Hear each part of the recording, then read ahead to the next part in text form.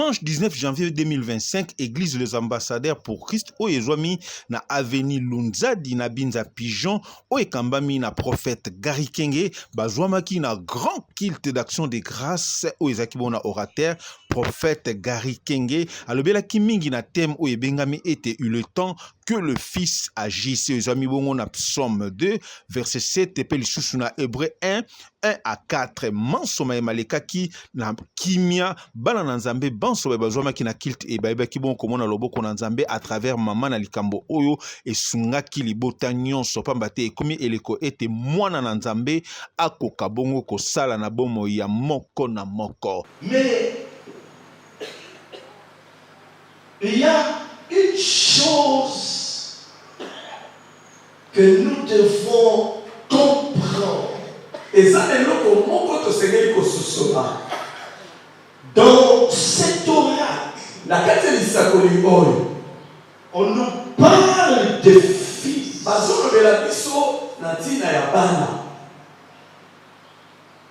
Dieu, Zambé, ne dit rien pour rien. Pour le plaisir de le dire. Dans cet oracle,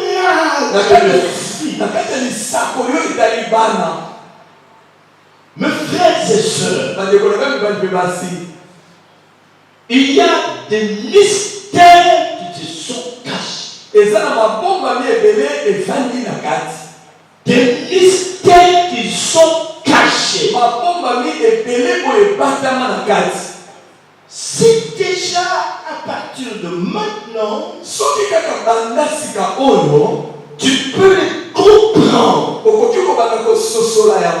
Ta vie ne sera plus jamais la même. C'est bien pour te dire que c'est le temps de fils. C'est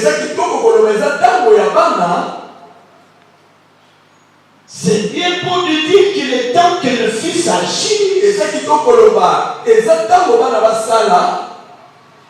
Mais c'est bien de comprendre le mystère. Un fils de prophète, une fille de prophète. C'est pour des questions du genre. Pourquoi Dieu dit c'est le temps des filles. On ne doit pas écouter la parole comme tout le monde. La Bible dit heureux le peuple qui connaît les sons de la trompette.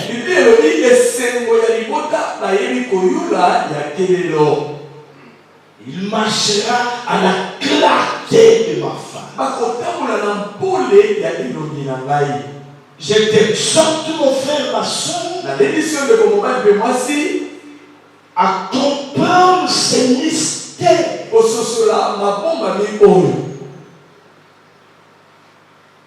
Hébreu 2 nous dit ceci.